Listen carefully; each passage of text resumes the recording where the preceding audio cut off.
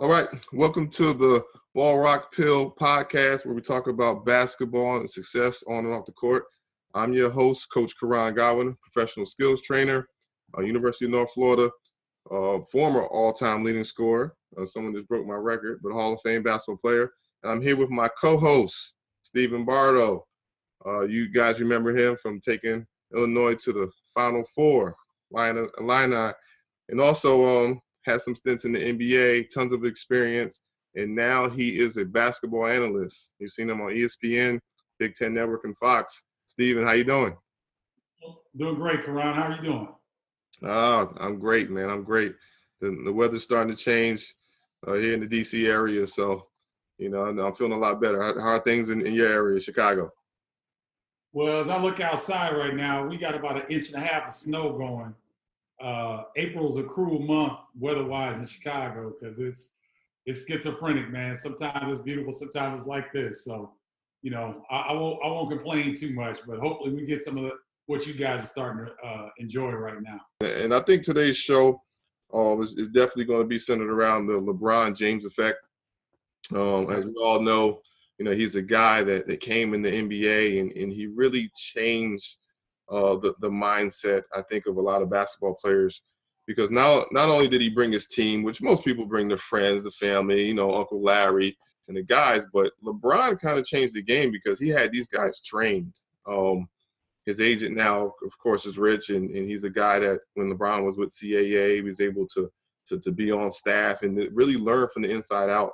So give me your thoughts on LeBron's philosophy and how he was able to bring his friends along this journey as it relates to developing them as professionals.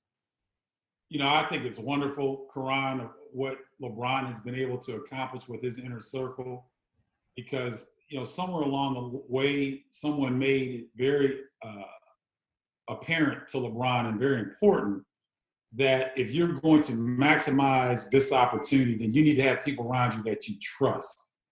And who better to trust than guys that grew up with you, that are from a similar background, that kind of know your family situation.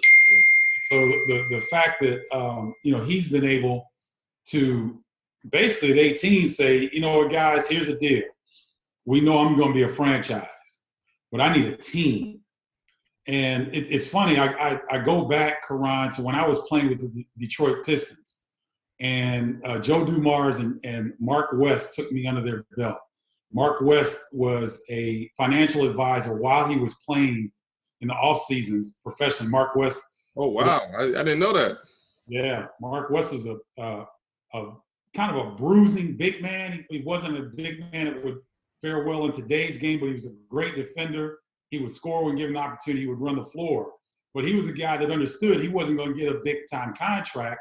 He made millions, but he wasn't going to get that mega contract. There you go. So he was a financial advisor in the offseason. What a lot of people don't understand, Joe Dumars owns 3 different companies. One of his companies, he and 2 partners, they go to Europe every year and scout out 2 to 3 companies that they give a cash infusion, but in return, they get 30 to 35% of the company. So think about that. He's been doing that every summer since his 10th season in the NBA. So I got wind of these types of mindset when I was playing NBA with the Pistons. But you fast forward to LeBron, he's just taking it to another level because Joe Dumars and Mark West didn't have guys who that they could train. They could go send to CAA. They could put Mav Carter through an NBA program. And as you mentioned, get him trained to where now when they're ready, now they have an empire. They have a small business. Mark West used to tell me all the time, Stephen, we're walking around as small businesses. We don't understand it. Anybody that makes over a certain threshold per year, you're considered a small business. There you go. And I think that, Koran, it's our charge, you and I, and Myson, who was with us as well, it's our charge to get these guys to understand, these basketball players, that you're small businesses and that you need to think of a team around you that you trust. And if they're not ready, get them ready. Get them thinking on those lines. Get them taking classes. YouTube, man, you could get a semester's worth of education just on YouTube. So I think LeBron has started something that I hope to see continue with other players. Definitely, and I think that even going beyond his team, which he's done an awesome job of just having those guys cultivate a different culture in the NBA. Their philosophy. I think he's one of the first guys to say, okay, yeah, it's great that you want me to endorse your product, but I want ownership. And I saw that, I think you even mentioned before that he meets with Warren Buffett and one of the richest guys in the world, and guys that understand true wealth, because basketball is temporary. That's And right. there's tons of guys that make hundreds of $1,000,000 in endorsement, and once they're done, if they blow all their money, I mean, that's just it. But he's walking away with ownership. Yep. So what's your thoughts on that, on ownership first, and then him being able to talk to Warren Buffett? Koran, ownership, as you well know, being a successful small businessman yourself, ownership is just basically a higher level of responsibility. A lot of times we get fooled as basketball players growing up that, oh, let somebody else handle that, or don't spend too much time, worried about that. You need to worry about everything if you're a basketball player, because you need to take a higher level of responsibility. And why not? Think about it, Koran. There's cryptocurrency out there. Yes. There's social media out there. These are new areas of investment that can really set you up. And the only difference between someone that's 16 years old, that's a non-basketball player, that's into cryptocurrency, and a 16-year-old basketball player that's not aware of cryptocurrency is basically investing your time and taking more responsibility for your future, and not allowing someone else to lull you to sleep and thinking that you can be a complete person by focusing just on your basketball skill development. That's a false narrative that unfortunately a lot of young basketball players find. And so I think that LeBron's approach about ownership is huge. It's huge. And all it is, in my opinion, because I like to break things down for younger people, it's just a higher level of responsibility. And the fact that he seeks out a guy like Warren Buffett. See, basketball players, you guys that are working with Koran, some of you have the ability to play at the next level. If you have the ability to play at the next level, you can get access to Warren Buffett. They want to talk to you as much as you want to talk to them. They admire your athletic ability and things that you're able to do in a split second in front of 20,000 people. Those are skill sets that CEOs and business owners want to have. And yet they recognize basketball players having it, Koran, better than we recognize it ourselves. And so here I'll give you a great example. Serge Ibaka went to the post-game press conference, and I posted something online because I wanted young basketball players to figure this out. Serge, in one press conference, spoke English, Spanish, and French fluently. So now when he goes to Spain, he can look at business opportunities for ownership. When he goes to France, he can look at business opportunities for ownership.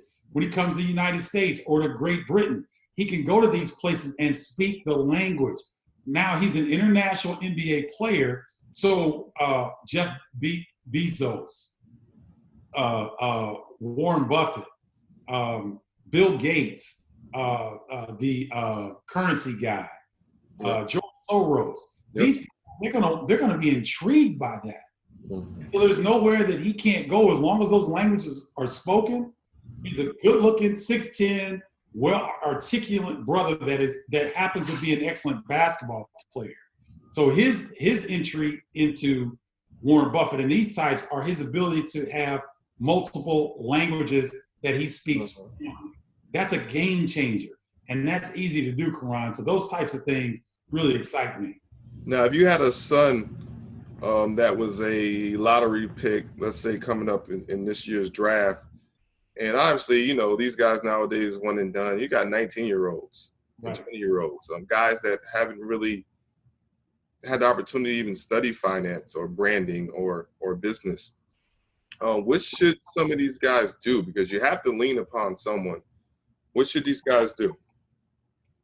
I would say to, if your parents are available, sit down and ask your parents and look at the end right now. What do you want? What do you want to look like when you come out of this basketball experience? Mm-hmm. I would tell guys right now, Koran, to take the Myers-Briggs test. Figure out what your personality strengths are first. Figure out some of the things that you like to do. Myers-Briggs, there's free online classes that are not classes. They're just simple tests, choice, and then they'll spit out some careers that would align with what your interests are. That's the first thing I would suggest young players do. Second thing is to get with their parents or guardian or who they trust and talk to them about, after they take this Myers-Briggs test, talk to them about the possibilities of what you want to see your life look like when you come on the backside, come out of this basketball experience. Do you want to stay in the game?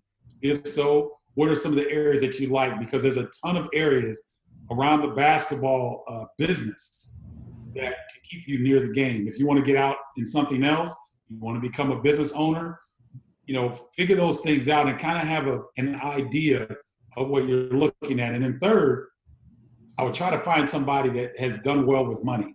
Yeah. And that's not necessarily a financial advisor. That could be someone like yourself, Koran, who's done pretty well with your money, that is shrewd about how you invest your time and your money. Find somebody that has done well, not necessarily a financial advisor.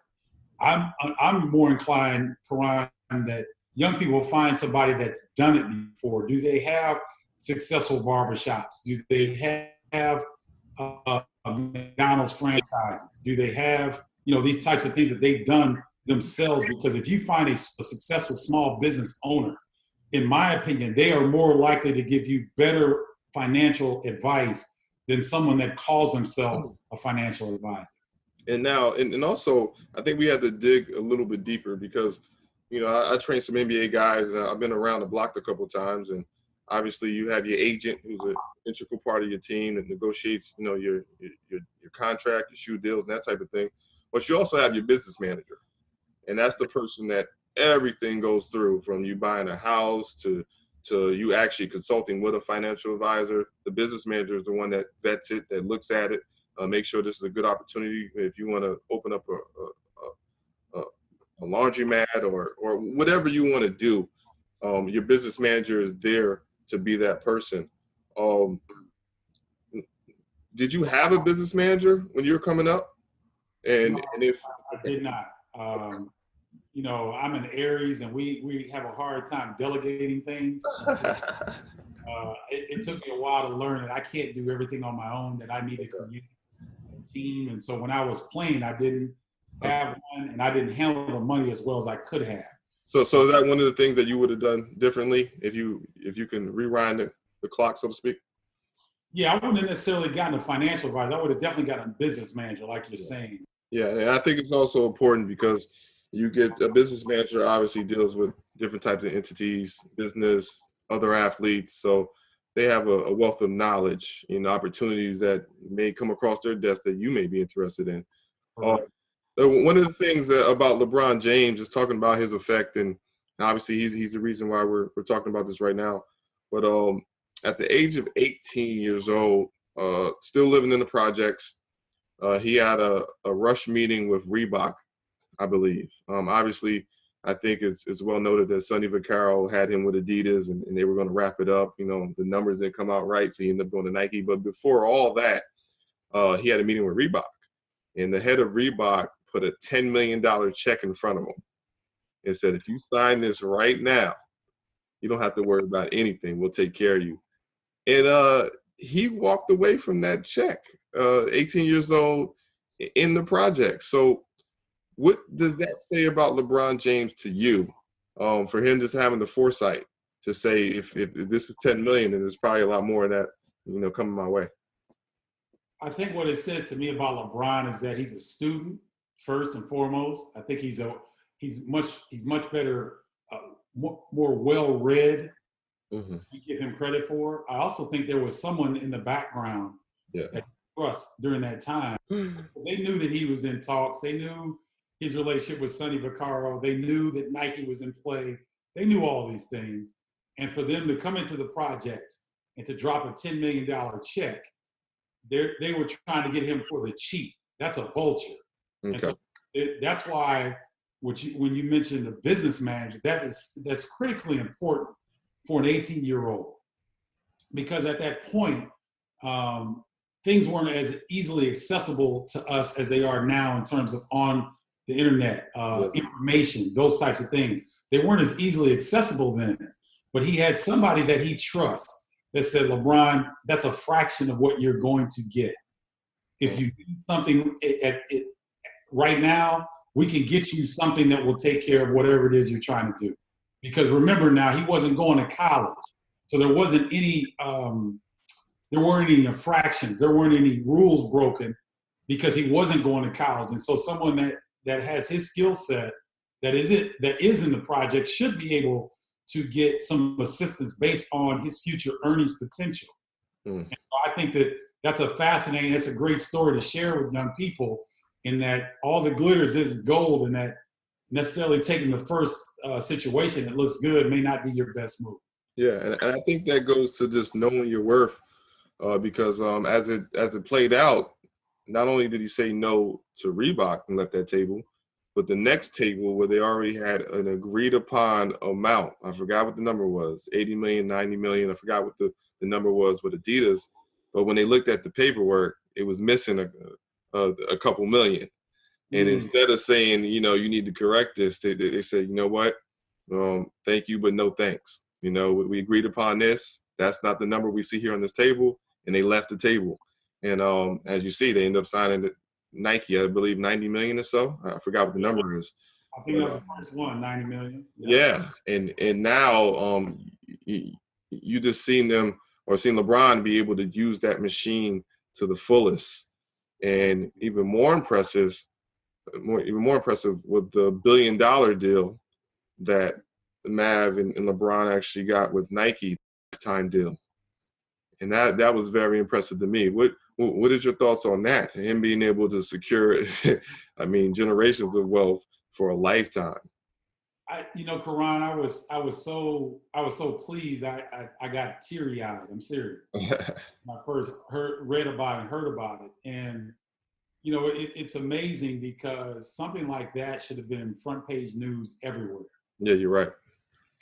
A young man from Akron, Ohio, without his father, is able to really navigate this stuff, and he's been the most covered athlete ever. I don't care what anybody says. LeBron James has been the most covered athlete ever, from traditional media to social media to people like Skip Bayless making a career off of LeBron bashing.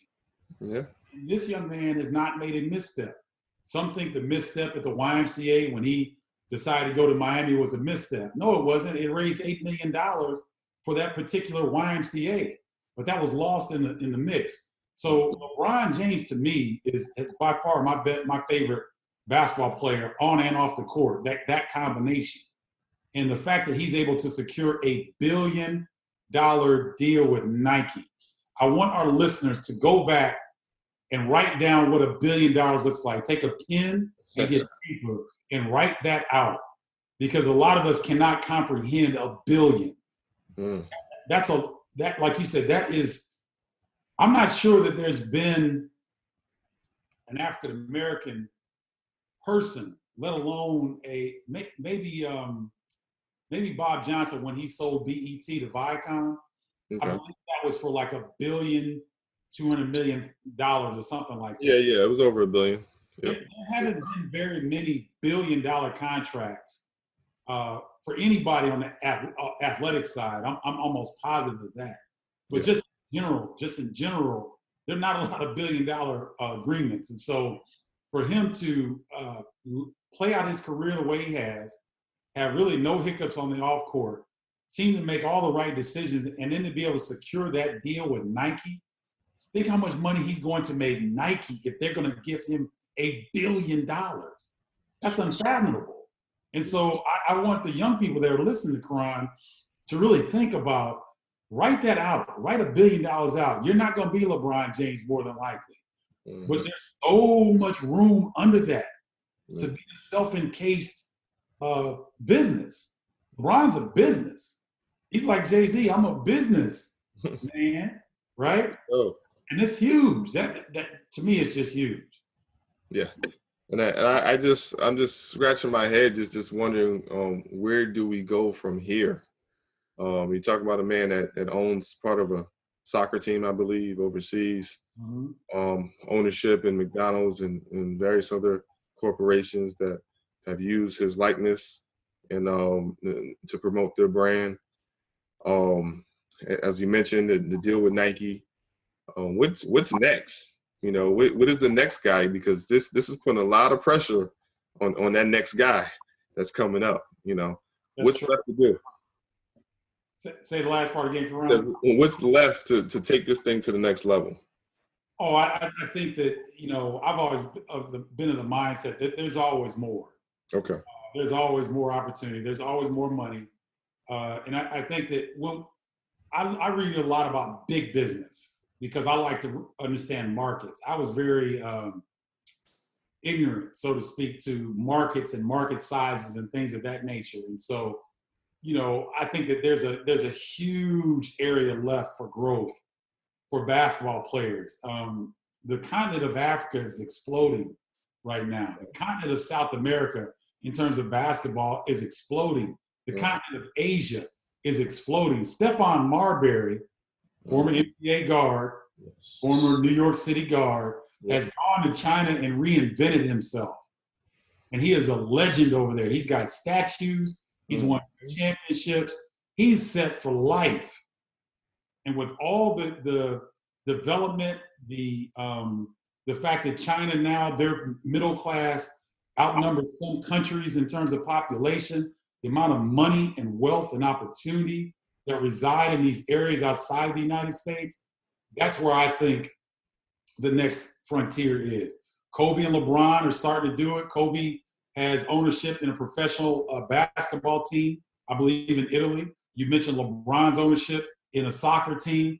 I believe that guys in the NBA can expand their reach. And, I think that that's where the next frontier is because I still think there's a lot of meat on that bone. Oh, there you go.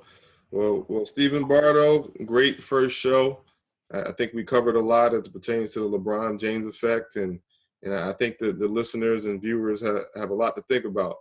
We touched so many different points, and I think that what you and I, along with Myson, want to do is just be able to give perspective of the game of basketball and how it leads to other avenues of success. And everyone sees what's going on the court, but what's going on off the court is sometimes even more important. Yes. Because that's where the contracts, that's when the real business is done, So great first show. Is there anything you want to add before we wrap up? No, I just, I like what we're doing. I love these topics, and I think it's just so important that people that follow you, follow me, get a chance to really hear and soak this knowledge in because there's really nobody else breaking it down like this. So I love being on here with you, man. Look forward to the next one. Well, there you go. Stephen Bardo. You can contact him at Stephen Bardo on social media. I'm Coach Godwin. Same thing, Coach Godwin on my social media as well. Till next time, Ball Rock Pill podcast. We're just talking about success on and off the court.